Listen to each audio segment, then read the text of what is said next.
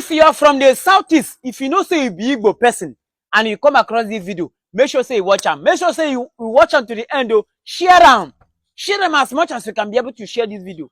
What I hear for this particular video, it shocked me. In fact, I no fit talk anything. Make una see secrets. Maybe say they don't hide things. Make sure say now watch them to the end and also share them. Put your opinion in the comment section. Ew! What happened to the man called Buhari in 2017 is live now with us. It is not going to be like video. You are going to hear his voice. I have told him he wanted to say his name. I said, no, you don't need to say your name. Just, tell us what is your role in this whole Buhari death saga in London. What is your job, what we are doing, who you work for, and what you did, what the role you played, including the people you called during the time President Muhammadu Buhari died in London. So welcome to this program. I want you to just talk openly to Nigerians. Hello, good evening and good morning, depending on where you are watching the show from. I want to basically say first, because I understood how Nigeria think and how Nigeria work. They will come up to say, I have been paid. Please, I want to make it very clear. Hope you are hearing me. I want to make it very clear that I have never been paid and nobody paid me for this. The reason why I decided to come out is because of the life that was lost in Nigeria and so many things that is going on at the same time in Nigeria. Hello, can you hear me? Everybody's hearing you. Go ahead. All right, thank you. First of all, I started doing this on Twitter, but Twitter, they are restricting me. I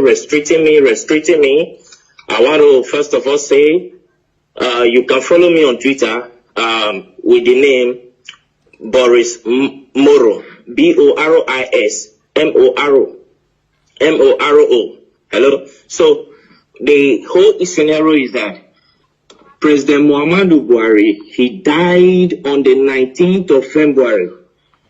On the 19th of February, please, those analysts, if you can take notes, take pen and your paper and note these things down. Note them down carefully. I'll be giving a specific things here, specific details right now. Okay, number one, President Muhammadu Buhari died on the 19th of February, the year 2017. He died in Newcastle, in Freeman Hospital, Newcastle. He died as a result of heart problem, heart disease, which the Nigeria presidency failed to disclose. On the 19th of February, I was in London. By the special grace of God, I'm a journalist. I work with one of the Nigeria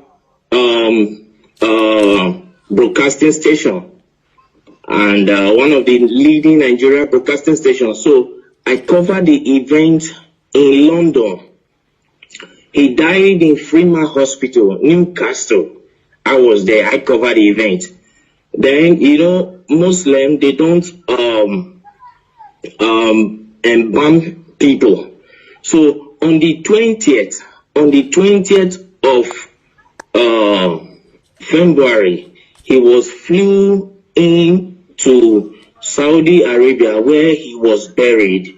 I was there live and I covered the event where Aisha Buhari put on white attire.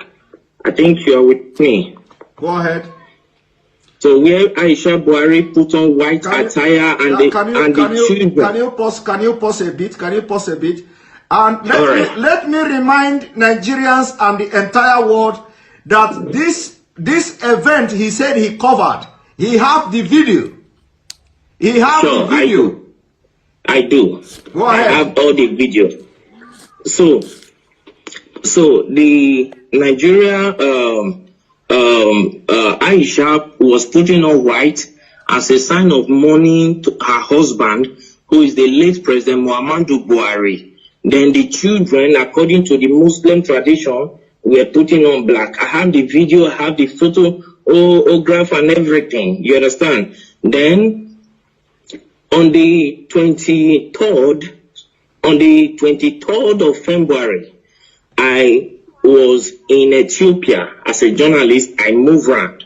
So I was in Ethiopia where the African Union, the AU, hold a summit, a mini silence for late President Muhammadu Buhari on the 23rd of February, the year 2017. Hold on, Please. please, hold on. I know that interrupting you is I know this kind of thing is very, very difficult, but please, hold on. Now, after covering the event, you went to Ethiopia on the 23rd of April, on the 23rd of February Yes. 2017. And Yes. you were there at the African Union Summit or whatever. Yes. You covered it with your own camera as a journalist, and Yes. you have the video. Exactly, I do. Go ahead. So I covered the events there where the African Union hold a mini silence for late President Muhammadu Buhari. So to show their last respect to the late President Muhammadu Buhari of the Nigeria government. Then on the 28th of February, which I think is the last day of February, then what's it called? Queen Elizabeth gave a condolence statement to the Nigeria government in respect of late President Muhammadu Buhari, and which went viral. Yes. So all of these, the Nigeria government led by late Abakari and with the Kaaba swept under the carpet for selfish and greed reasons. Then on the 2nd of March, Eric Joyce, the ex-British lawmaker, ex-British lawmaker, he issued a statement, a condolence statement to Nigeria for the loss of her president. Are you with me, sir? Yes. Then they swept it under carpet, and the man got angry and came out to say that President Muhammadu Buhari is dead. If President Muhammadu Buhari if they think he is lying, that they should come out to challenge him. You understand what I'm saying now? Yes, that they should come out to challenge him in the court of law, that he will come out with every evidence to prove that Muhammadu Buhari is dead. As I talk to you since 2017, till this minute, nobody from the Nigerian government all across the nations of the earth came up to challenge Eric Joyce, the ex-British lawmaker. That went by. Then on April 17th, one American journalist by name Mark Smith, he came up to say that the corruption going on in Nigeria is unbearable, that he can only imagine how the Nigerians are surviving in that country, that there is corruption everywhere. You understand? So we just talked over all this. But what actually prompted me to come up to this tonight is, one, the Nigerian youth have been suffering 60 years of independence, 60 years of suffering and smiling, and yet the government is taking them for granted. Now the Nigerian youth, they came up to say, no, enough is enough. We don't need this anymore. Let's put an end to this. All what they could do was to send the military, it will fire them. If they think maybe I am lying, let Aisha Buhari, the wife of the late President Buhari, come up to tell me that the imposter parading himself as the Buhari is her husband. If I am lying, okay, hold it there. First of all, I want you to tell me, because you are one of the best journalists, but people don't know. Like I said, you don't need to mention your name. You don't also need to mention the Nigeria TV station where you work and all that. So now during the time when this man died, I want you to tell me, what did you do? Like, did you contact anybody in Nigeria, like any prominent politicians, and who is the person and what did you discuss? And can you tell us why, what happened that the Nigerian media didn't carry out the news, including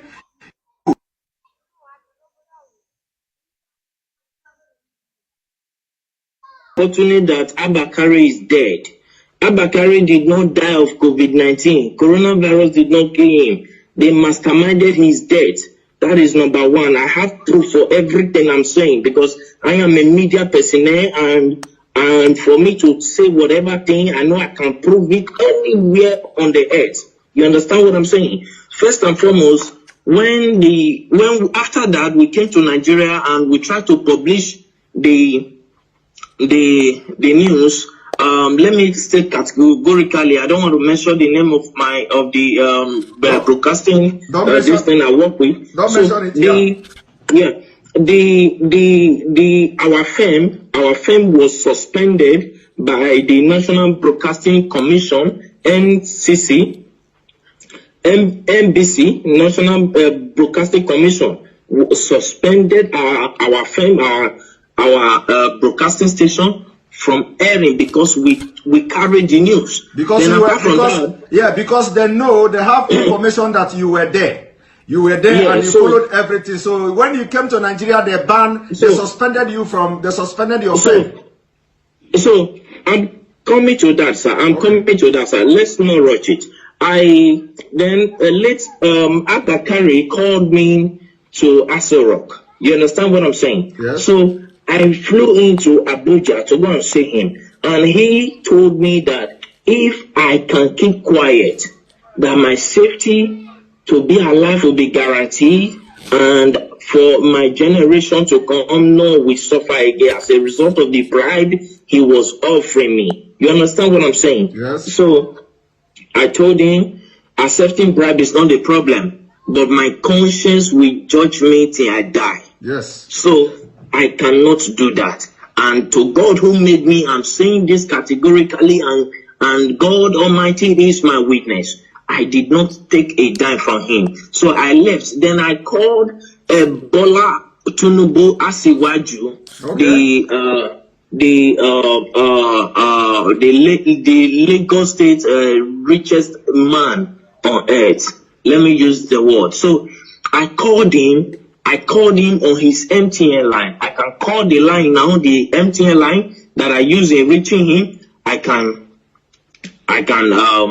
say it here. The number is 080-622-40104. That is the number I use in calling Bola Tinubu Asiwaju. So I called him on phone to tell him about the development, and he came on to tell me that I should shut up, I should keep quiet, and so many other trash and nonsense that he told me. That at the end of the day, I was suspended from my work.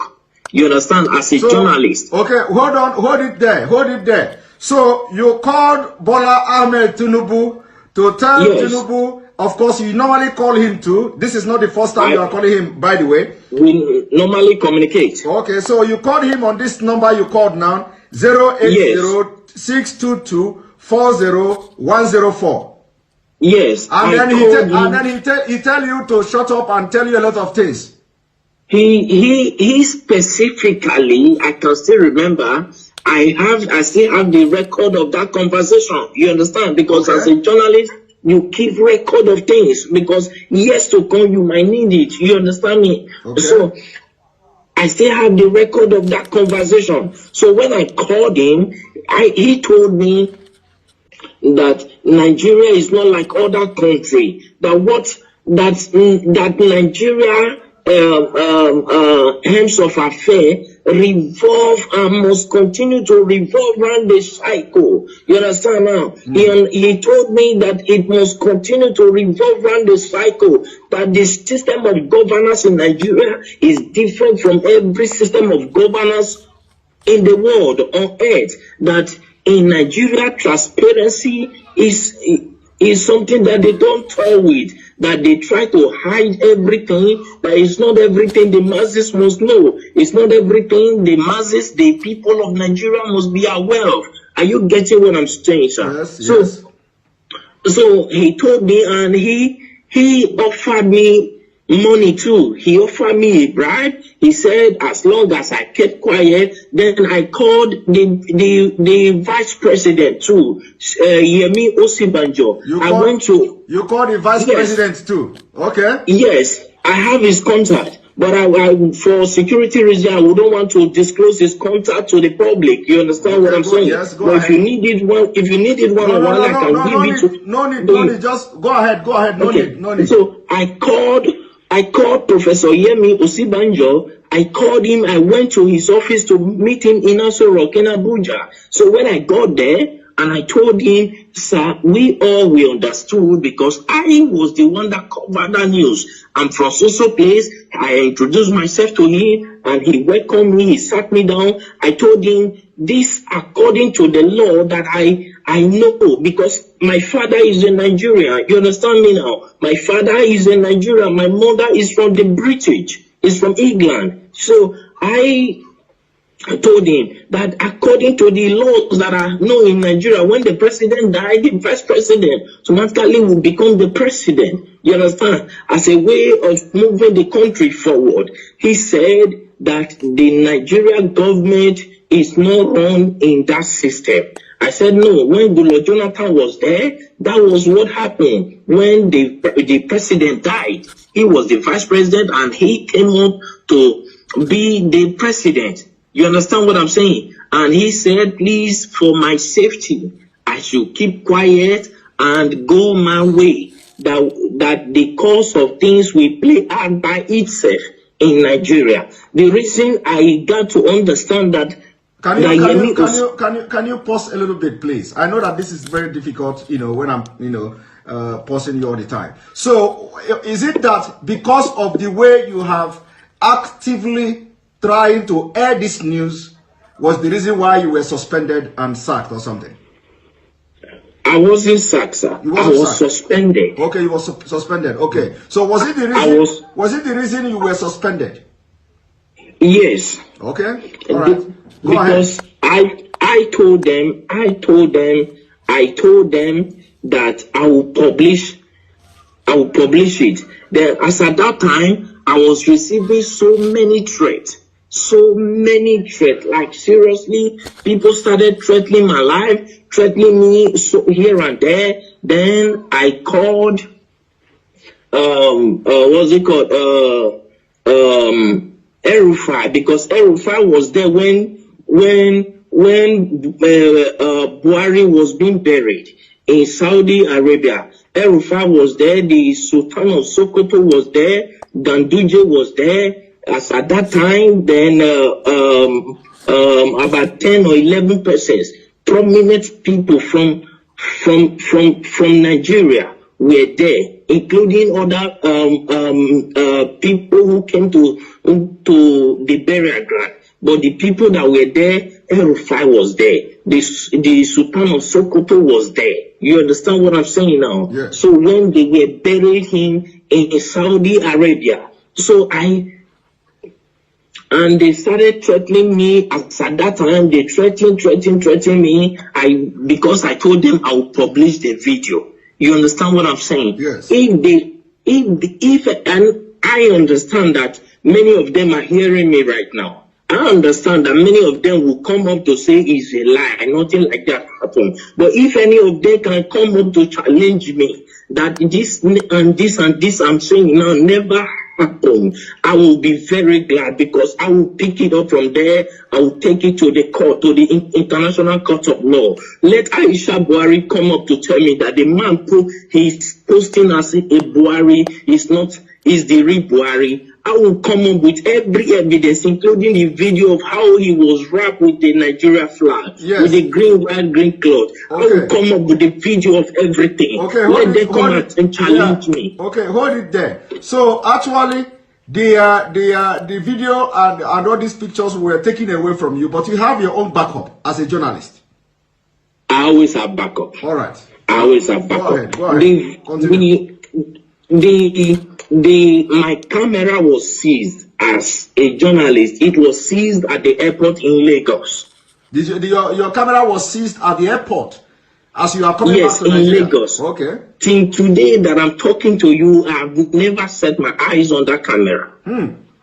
But you have backup. You understand they didn't know that. You know they are Of course, I have all my backup. Even this evening, I was going through the backup. I was playing all of them. I was going through them again. So if they want to debunk this thing, I'm saying that it's a lie. Nothing like that happened. How come the AU, the Africa, our presidents, had a minute silent for them? As at that time, I could remember I called the president of Ghana on this issue. The president of Ghana told me that it is not in their interest, that if the people of Nigeria cried out for 30 days, that is when they will take up the case, that the AU will take up the case. As long as nobody has cried out, that it is assumed that they understood what is going on, that in Nigeria is not Ghana. That is what the president of Ghana told me. You understand what I'm saying now? Yeah. I understand that many of them are hearing me right now. Let any one of them come up to challenge me. I went to Ethiopia. I spoke with a prime minister, with one of the lawmakers there, and he told me that it is not in their interest. Then I accused him of being bribed. If not, he would have come up with an action, because he is the secretary of the AU, of the African Union. You understand me now? As at then. Yes, as at that time. So I challenged him. I accused him that they have been offered bribe, and he told me that he has never received any bribe from Nigeria, though many of them are coming with proposal. But whether he later accepted bribe, I don't know. You understand what I'm saying now? But the truth is this: Buhari is long dead in Freeman Hospital in Newcastle in London on the 19th of February, the year 2017. He's dead. Buhari is dead. He was buried in Saudi Arabia. Nobody can tell me that he's still alive. Buhari, that I know, if you look, when Nnamdi Kanu came up, you understand, they said that he's talking rubbish. I have never met Nnamdi Kanu on face to face. He doesn't even know me. He doesn't even know whether I'm fair or black. He doesn't know me. And I've never given him anything. He has never given me anything. You understand now? But the truth is, as a journalist, I swore an oath to stand by the truth at all times. Irrespective of what may be at stake, I swore an oath to God and to humanity. And now you no longer work with this television station, and now because of what is going on in Nigeria, you are ready to shatter the table. If I am not answerable to any Nigerian authority, you understand now? When I was suspended, I was waiting if my suspension would be lifted. I waited for a period of 6 months. My suspension was not lifted. Then I resigned.